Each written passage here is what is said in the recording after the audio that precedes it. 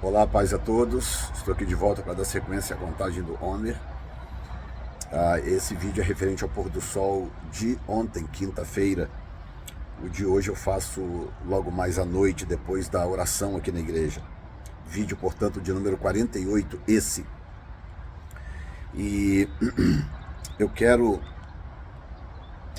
ler com vocês um versículo que eu quero discutir com vocês a partir do vídeo de hoje à noite. Hoje eu vou só fazer uma introdução a esse versículo, e aí hoje à noite, amanhã à noite e no dia 50, que é o último vídeo, então nós vamos discutir sobre esse versículo, quais são as implicações desse versículo na Bíblia Sagrada.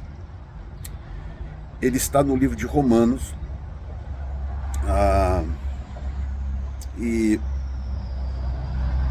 a partir do versículo 20, o nosso foco é o 23, mas eu vou ler a partir do 20, que diz assim, Romanos 8:20.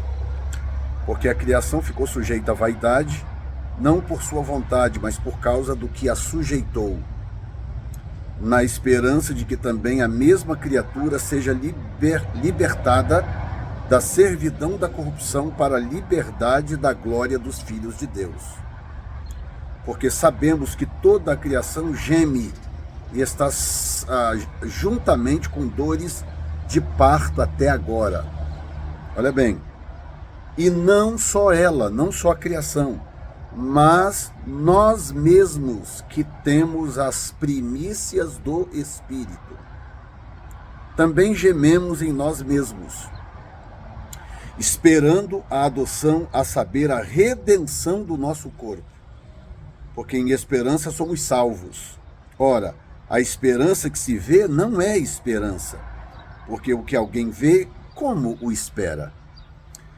O nosso foco é o versículo 23, diz, não só ela, mas nós mesmos que temos as primícias do Espírito. Eu quero introduzir esse versículo hoje, eu quero até pedir desculpa, hoje eu resolvi gravar do lado de fora, o que não é muito comum, é raro, né, na verdade, a gente passa aí meses do ano sem poder sequer botar a cara do lado de fora, e quando começa então esse período da temperatura amena, né, poder fazer do lado de fora assim é muito legal, para vocês também poderem ter uma noção um pouco dos arredores, enfim, apenas para ficar um pouco diferente, né. Então, desculpem aí o som do fundo, do background. Ok, a primeira coisa que eu quero introduzir aqui, e nós vamos discutir isso a partir do vídeo de hoje à noite, é algo que Paulo coloca de forma meio que sorrateira, até despretensiosa, e eu vou explicar por que essa despretensão. Ele coloca algo tão profundo, tão glorioso, mas de uma forma tão natural e tão despretensiosa. Por que despretensiosa? Porque ele não entra em detalhes. Ele faz uma citação, ele usa uma frase chamada as primícias do Espírito. E ele não entra em detalhes. E isso é um pouco chocante por se tratar de algo de extrema profundidade. Aí a primeira pergunta é, por que Paulo não entrou em detalhes sobre esse assunto? Por que ele não expandiu um pouco mais para falar sobre essas primícias do Espírito? Quais são as primícias do Espírito? É uma das coisas a ser discutida a partir do próximo vídeo. Por enquanto eu estou apenas instigando você para começar a raciocinar sobre o assunto a partir de tudo que você aprendeu nesses vídeos passados, ou durante o tempo que você tem seguido o nosso ministério, tudo que você já aprendeu sobre primícias. Essa é uma boa frase para você guardar na sua mente. As primícias do Espírito. Bom, a gente lidou durante um tempo sobre as primícias de Cristo, né? Nós temos Cristo como sendo as primícias dos que dormem. Paulo diz isso também em Coríntios, 1 Coríntios. Cristo é as primícias dos que dormem. Por quê? Por que não Lázaro, que ressuscitou antes dele? Por que não as pessoas que ressuscitaram no Velho Testamento, que Eliseu ressuscitou e outros? Por que não Tabita? Por que não o filho da viúva de Naim? Por que que Jesus é as primícias dos que dormem? Porque ele foi o primeiro a ressuscitar dentre os mortos para nunca mais morrer. Ele foi o primeiro indivíduo em toda a história da humanidade a ressuscitar já com um corpo poderoso glorificado. Um corpo capaz de interagir com o mundo físico e com o mundo espiritual ao mesmo tempo, com habilidades físicas, propriedades físicas, capaz de comer peixe como ele comeu, comer mel como ele comeu, de ser tocado pelas pessoas e as pessoas sentirem solidez no toque, mas ao mesmo tempo capaz de atravessar paredes, entrar em lugares com portas fechadas, ir e vir, aparecer em Jerusalém e instantaneamente aparecer na Galileia e fazer coisas sobrenaturais, viajar longas distâncias e etc. Um corpo glorificado, que nós ainda não entendemos muito bem. A gente tem uma boa noção do que é o corpo glorificado, porque a Bíblia cuidou de nos dar essa noção, mas logicamente que a Bíblia deixaria o caviar para depois, né? Para o fim, lá no fim, quando nós realmente estivermos vivendo ou experimentando na prática o nosso corpo glorificado, aqueles que ressuscitarem, portanto, tendo o corpo glorificado, ou a ressuscitar e ganhar um novo corpo, que é o corpo glorificado, bem como aqueles que estarão vivos, mas que terão seus corpos transformados e, portanto, glorificados. Muito bem, então Jesus é as primícias dos que dormem, porque ele ressuscitou primeiro. Esse tipo de ressurreição. Todos os demais que ressuscitaram, tanto no Velho quanto no Novo Testamentos, voltaram a morrer. Então eles não podem ser primícias dos que dormem. Jesus é as primícias dos que dormem.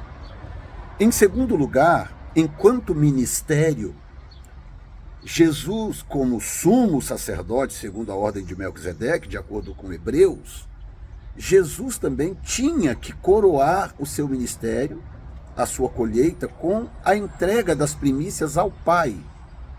Coisa que ele fez em João capítulo 20.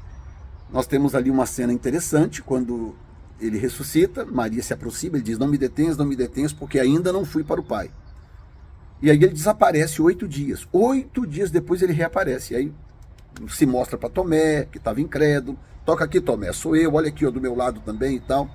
Ou seja, ele passa 8 dias sumido e aquilo que ele não podia ser detido, agora ele vem, para, conversa, come, bate papo e tal. Ou seja, esses 8 dias desaparecidos, o que ele estava fazendo? Já que ele já tinha descido às regiões inferiores da terra na sua morte. Ora, ele estava junto ao Pai. 8 é o número do recomeço, né? Novos começos ou novos projetos é o número 8. Então, Jesus, durante esses dias, ele fez 2 coisas muito importantes. A primeira coisa que ele fez foi levar ao Pai o seu sacrifício. O sacrifício foi feito na terra, mas agora ele tinha que entrar no tabernáculo celestial, aquilo que aparece em Apocalipse, e diante do Pai, então, apresentar o seu sacrifício. Pai, a missão está completa, aqui está o meu sacrifício. Diante de ti eu te apresento. E eu quero apresentar esse sacrifício diante de ti como moeda de compra. Se você observar o que Paulo diz em Colossenses, no capítulo 2, ele diz exatamente isso. Ele diz que, havendo riscado a cédula que era contra nós, nas suas ordenanças, ele diz isso em Colossenses, que Jesus riscou a cédula que era contra nós nas suas ordenanças. Como é que ele fez isso e quando que ele fez isso? Ele fez isso após a sua morte e ressurreição, quando ele então vai ao Pai e apresenta o seu sacrifício. Pai, aqui está o meu sacrifício e agora eu quero usá-lo como moeda, eu quero comprar com esse sacrifício todos aqueles que crerem em mim e eu quero ofertar a ti. Ok, pastor, você está falando muita coisa aí, mas eu quero prova, eu quero prova bíblica, eu quero texto bíblico. Bom, eu já citei para você Colossenses, que não dá para ler, né, todos os versículos que eu citar, senão o vídeo aqui vai passar de 30 minutos, não é esse o propósito, mas há algo interessante que diz em Apocalipse capítulo 5, versículo 9, que diz assim, agora adicionou um barulho, que é alguém raspando a terra ali. Então tenha paciência comigo que esse vídeo vai ficar barulhento, tá? Apocalipse 5, 9 diz, e cantavam um cântico novo, dizendo, digno és de tomar o livro e de abrir os seus selos, porque foste morto, olha bem, e com o teu sangue compraste para Deus homens de toda tribo, língua, povo e nação. E para o nosso Deus, agora é o cara espalhando folhas, né? Eu acho que essa aqui eu não vou conseguir competir com esse não, tá? Eu vou entrar, só um minuto. Ok, agora, gente, essa me venceu, viu? Essa é a fase do ano em que as companhias são contratadas para limpar os quintais, né, juntar as folhas caídas e tal, e eles vêm com umas máquinas a motor que sopram um vento muito forte para poder. E aí o barulho é terrível. Então, se eu ficasse lá fora, vocês não iam me ouvir mesmo. Tive que entrar, não teve jeito. Então, o texto diz claramente que ele comprou com seu sangue. Ou seja, a palavra comprar te lembra o quê? Te lembra moeda, né? Algo com poder econômico de comprar coisas, não é isso? Então, a pergunta é que a gente lê certas coisas na Bíblia, mas às vezes a gente não faz certas perguntas. Então a pergunta é, quando foi que Jesus usou o sangue dele como moeda de compra? Essa é a pergunta. E a resposta está na lei das primícias. A resposta está nessa lei que nós estudamos esses dias. Isso aconteceu naquele período de 8 dias que ele desapareceu nos evangelhos e que está registrada em João capítulo 20. É quando ele sobe ao Pai e lá adiante, por isso que ele tinha que primeiro ir para depois prosseguir, aparecer aos discípulos, terminar a parte do discipulado que ainda faltava, então soprar sobre eles o Espírito e ser assunto ao céu, para então batizá-los com o Espírito Santo no dia 50, que era o dia do Pentecostes. Antes de tudo isso, ele tinha que ir ao Pai. Ele tinha que ir ao Pai, chegar e falar, Pai, estou aqui, eu sou as primícias agora dos que dormem, e eu completei a minha obra, fiz o meu sacrifício, e agora eu estou aqui para comprar as almas de todos aqueles que crerem em mim. Por isso que a Bíblia diz que o Pai submeteu a Jesus todas as coisas, em Hebreus. O Pai submeteu a ele todas as coisas. O escritor aos Hebreus chega ao ponto de dizer que Jesus é a expressa imagem de Deus. Ele é a expressa imagem de Deus. Tá? A melhor imagem de Deus que você pode ter é Jesus. O dia que você chegar no céu, e eu já posso falar isso de cadeira, o dia que você chegar no céu, que você tiver um encontro com Jesus, você está olhando a imagem de Deus. O Pai está envolto em glória, né? E ele estará envolto em glória para sempre. Não é porque morremos ou fomos para o céu e tal, que quando chegar lá vamos encontrar o Pai andando de um lado para o outro. Não, o Pai está envolto em glória. O Pai é pura energia, é puro poder, vivo. Então qual é a imagem do Pai que nós teremos? Jesus. Ele disse isso para os seus discípulos.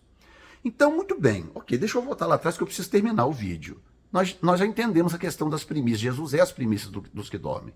Mas lembra também que ele ressuscitou um grupo em Mateus 27, versículo 50 em diante, ele ressuscitou um grupo que saiu dos sepulcros depois da ressurreição dele. Então ele continua sendo as primícias. Ele ressuscitou primeiro, logo depois saiu um grupo com ele. Eu tenho um vídeo para trás aí que explica que esse grupo não é um grupo que ressuscitou como Lázaro, como o filho da viúva de Naim, como Tabita, como outros. Não, esse grupo é diferente. Esse grupo ressuscitou glorificado também. O texto dá essa deixa. Eles apareceram a muitos por causa do poder do corpo glorificado de aparecer a muitos. É isso que o texto está dizendo. Eles apareceram nesse sentido, em que Jesus aparecia aos seus discípulos. Então ele ressuscitou esse grupo. Agora eu pergunto, por que ele ressuscitou esse grupo?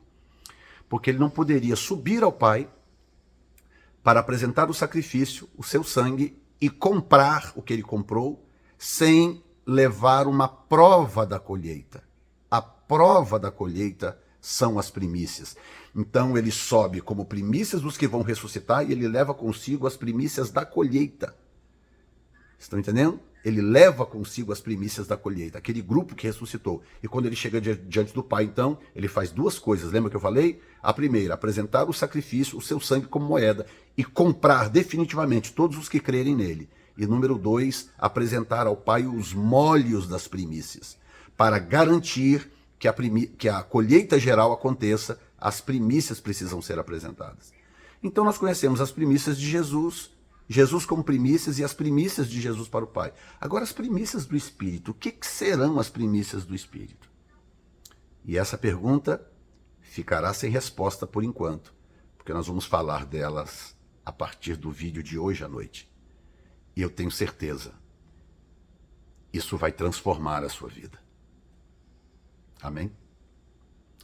Bendito és tu, Senhor nosso Deus, Rei do Universo, que nos tem santificado com os teus mandamentos e nos ordenado concernente à contagem do Homer. Portanto, hoje, referente ao pôr do sol de ontem, quinta-feira, é o 48º dia do Homer. Deus te abençoe.